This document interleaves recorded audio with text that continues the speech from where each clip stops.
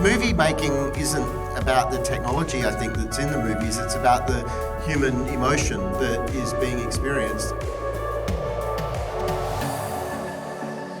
We have the esteemed Ben Young, filmmaker. We have Surrey Hughes, Mr. Science Brain. And we have Mark Regan, Mr. Film Brain. We have Samantha Murray, our short story writer. And we have HM or Heather Waugh, and she is our Mars terraformer come novel writer. So I have a list of questions here, and I've got some icebreaker questions. And you know what's really cool about being the person with the microphone? I get to choose. So I'm going to pose a question, and whoever wants to answer first can fight for a microphone. And I like the second question on my list, and it is, what science fiction technology do you want to see come to pass? Person who wrote the note. I felt like everyone would say this one, so I wanted to jump in first so that I got to say it. And I thought it would have to be faster than light travel. Although there's some dangers implicit in that, because if we can get to other places, potentially other things can come to us. But that whole being able to get beyond those physical limits and see all of those things that we've dreamed about would be, yeah, but that just straight into my head when you said that question. That's the one. Yeah, that sounds exciting, and it puts all kinds of ideas in my head, but I'm not on the panel. Who else? I reckon it would be the Star Trek style, almost free, unlimited energy they have. And the reason for that, of course, is because I would say the predominant reason that humans fight is for limited resources. And if you have such abundant energy, you can, for example, desalinate as much water as you want, resalinate water if you so choose. You can, take any carbon and recombine it into any other carbon molecule you want. You can do space travel. One of the problems, you fly off to Mars, the fuel you take with you is taking up cargo space. But if you had dilithium crystals or what have you, you could fly there and back as many times you want with as much cargo as you want, and you could carry construction materials, and you could do it. There'd be very little reason, or there'd be fewer reasons for us to fight amongst ourselves, and so much more could spring from that, I think. Fantastic. I just found myself wondering if dilithium crystals are shiny and what jewellery I could have. Anyone else? Okay, we'll move on to another question. What science fiction film changed your life and how?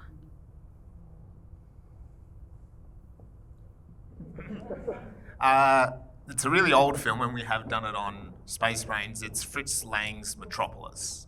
So I had to watch this as part of my film studies, and I sort of fell in love with actually a lot of Fritz Lang's films in general, but Metropolis is quite well known.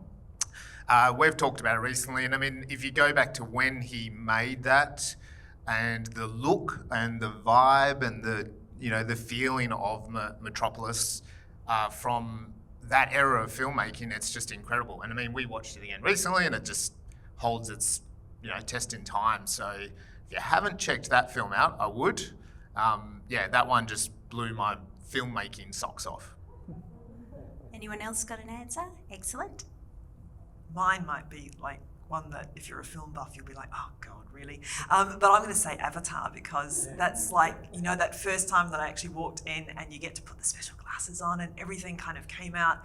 But it was also blending science fiction with fantasy and with that just visual beauty. And you just fell into being these characters. And it just reminded me of why I used to love science fiction, as a kid with books. I don't know if you were, around my age bracket and reading things like Anne McCaffrey way back, and just, the joy of thinking about other worlds and other places and how different they can be.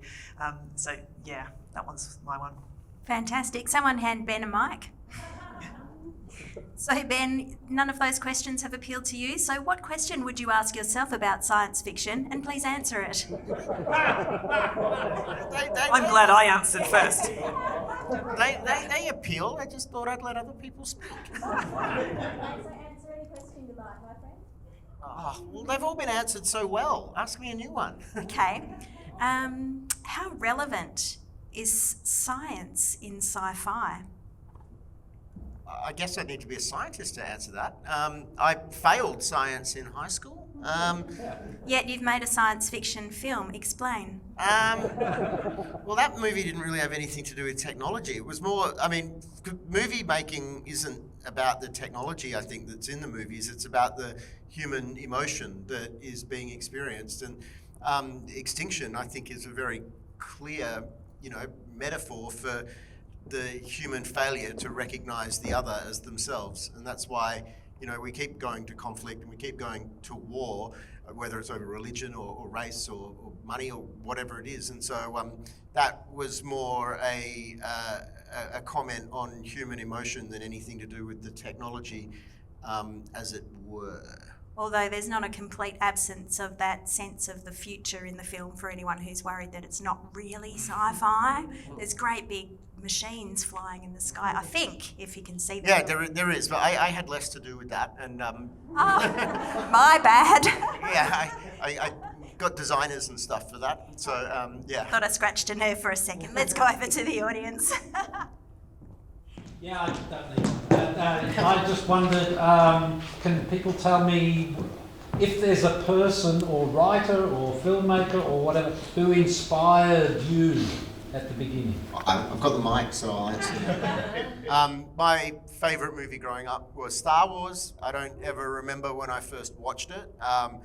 I've seen it that many times. I've still got like 300 of the figurines from the 80s. And so it was George Lucas, really. That movie completely, I'd never seen anything like it then. And I still feel like most of what we see today is just attempting to transport us to another world, just like that one did. And so, yeah, for me, Star Wars is not just one of the biggest influences in my taste of science fiction, but it's one of my biggest influences in my taste in movies, I think. So, yeah. Wonderful. That's worth somebody else answering. I've got the mic, so I'm going to do it first as well. But I'm Star Trek Next Generation.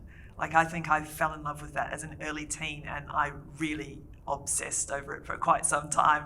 So yeah, that was a big one for me. I'm going to take it to some science fiction novel writers and short story writers. One writer that I was inspired by was Connie Willis. If anyone's encountered her, she's pretty famous. She has this delicate way of writing a story where she does things that come back to grab you and haunt you later, and you almost don't realise what she's done. And then she's made these really fine little kind of cuts, and you don't realise until parts of you fall off, because actually she's brought it all around and wrapped these tiny little things into the ending. That's fantastic. Make PTSD sound sexy. Anyone else? Yeah, something, I don't know who the director or the writer was, but back in the late 90s, Lance Henriksen, who played the android in Aliens, if you know him, he was in a show called Millennium, which lasted one season maybe. It's Chris Carter. Chris Carter, there you go. X-Files? Yeah, X-Files, same thing. That show there, it had science fiction. I suppose it was building up to the end of the world in the millennium, but it introduced this idea of, to my impressionable brain at the time, of different perspectives, seeing the same event radically different. And it often would show a mundane world, but then there'd be someone would shoot lightning out of their hand and electrocute someone. But another view would show something else entirely happening. And that really impressed me in this way that you can have magic in a science fiction. You can have things that are ridiculous, because sometimes we see things and we interpret them in a ridiculous fashion. Yeah, and I think for me, in our partnership, looking at the film stuff, and maybe it's a bit similar to Ben saying Star Wars, the thing with Star Wars for myself as well is the narrative, that arc that Luke goes on. It's so iconic. And I guess some other sci-fi for me that's really stood out, if you take back to James Cameron of Avatar, The Terminator, and he wrote that script and refused to give it over to anyone, and he took a director's fee of $1,000 just so no one else would direct it. And the producer kind of accepted that, and they made The Terminator, like a low-budget sci-fi film. And again, The Terminator, it's like that narrative arc of The Terminator really does it for me. Not so much the sequels, but that really first one just really stands out. But to me, it's not so much even the science in that, it's actually the arc of the journey that we go on in that film just really does it for me. Fantastic. Okay, so we want someone with a burning question because we have very limited time with the panel. Here we go. Probably just as well. Ciao. Yeah. So obviously there's a science aspect of science fiction, and then there's also a very big social aspect of science fiction. And I was thinking in terms of like terraforming Mars. So you talk a lot about the science behind how you terraform Mars, but how have you put much thought into how people as a society would go, and like what that looks like on your version of Mars? Yeah, well, that's good for sci-fi. Like quite often you find some of the sci-fi films, it's more of it's the sociology side of science, and so like stick a whole bunch of humans on Mars when it's terraforming, and well, actually, how do those humans react? And NASA actually did an experiment on a volcano in Hawaii, I believe, where they stuck 4 astronauts in a similar cube to what it would be like on Mars, and they just observed them. So yeah, there's definitely that side of sci-fi film personally that it can go down more that the psychological effects of science. What do you think? I think I really like the question because I really delved into this in my books, because I actually the Mars itself is the world that it's in, but it's also the human settlements that are there, and they've been abandoned there, and they went 2 different ways. So one settlement decided that they were going to kind of become one with Mars, and that was home, and the other just stayed in their dome and went, one day they're going to come and rescue us and take us away. So yeah, I like it. I really did look into how that can change people if you're brought up generation after generation with that idea, and then 2 of you meet, and you're supposed to fear each other. So how do you work together to try to find a better outcome? But yeah, it's fascinating. If you put somebody that far away from help, from Earth, how long until that place becomes home? It's endless opportunities really for a story, isn't it? Another answer? You might as well, because this will have to be our last question. Yeah, I mean, one of the things I do like in the films that I watch, the various science fiction films, is I obviously love the science and the wow and the interesting points, but we looked at some of these films where artificial intelligence comes about, for example. And the question you have to ask there, we looked at one film called The Machine, where the artificial intelligence was being created to be a weapon, and it became sentient. And the guy who was in charge is like nominally the bad guy in the film. He makes this good point. He says, well, yeah, we don't want smart weapons. We want smart weapons. We don't want sapient weapons, because they're going to be smarter than us. And the next generation of intelligences they create are going to replace us, and we're going to be gone.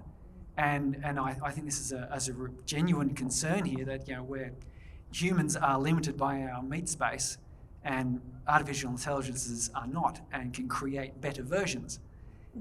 We looked though then at the next film along, which addressed much the same question. It just escapes me now, right at the last moment. The same question though, but the artificial intelligence. Oh, it's Chappie. So Neil Blomkamp. And Chappie was a robot, a police robot that's supposed to be intelligent, but he gains consciousness. And Chappie, explores this same thing of, okay, so he can now replace us because he's going to be better. The same query is brought up, except in that one, of course, Chappie wants to help everyone be like him or have the option, and produces a way of moving humans into robot bodies. And certainly the question of how is that going to change society? I mean, that would be the movie I'd want to see as a sequel. Is okay, now people can just be robots or live inside a computer. Then what? That sounds amazing. Thank you so much. It's time for us now to thank the panel: Ben Young, Surrey Hughes, Mark Regan, Samantha Murray, H.M. Waugh,